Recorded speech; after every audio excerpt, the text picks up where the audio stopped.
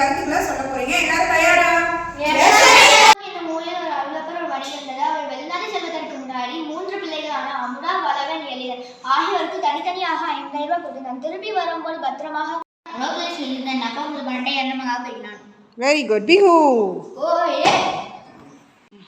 அமுதா தன் தந்தை கொடுத்த பணத்தை வைத்து 6 மாடுகளை வாங்கி பால், தயிர், நெய் போன்றவற்றை விற்று தன் தந்தை கொடுத்த பணத்தை 2 மடங்காக பெருக்கினார். Very good. பிஹு.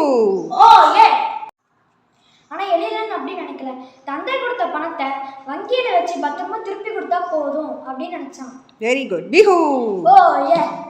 தந்தை அருளப்பர் வெளிநாடு சென்று திரும்பிய பின் வளவனும் அமுதாவும் தந்தை கொடுத்த பணத்தை 2 மடங்காக பெருக்கி தந்தையிடமே கொடுத்தார். Very good. பிஹு. ஆனால் எழிலன் வங்கியில் வைத்திருந்து பணத்தை கொடுத்தான் தந்தையிடம். அதற்கு தந்தை, பணம் என்பது பூட்டி வைக்க வேண்டிய பொருள் என்று, அதனை பயன்படுத்தி தொழில் செய்து முன்னேற வேண்டும். நீ என் கூட தொழில் செய்யவா என்று கூறினார் அருளப்பர். Very good. பிஹு. மூலதனம் அப்படிங்கிற சிறுகதை மூலமா நம்ம என்ன தெரிஞ்சுக்கிட்டோம்? பணம் அப்படிங்கிறது பூட்டி வைக்கக்கூடிய பொருள் கிடையாது. அந்த பணத்தை வச்சு நம்ம தொழில்கள் செஞ்சு வாழ்க்கையில முன்னேற வேண்டும் அப்படிங்கிறதா இந்த கதையுடைய மைய கருத்து. சரியா? எல்லாருமே நல்லா கருத்துக்களை தெளிவா குழுவா சொன்னீங்க. பிகு ஃபார் ஆல்.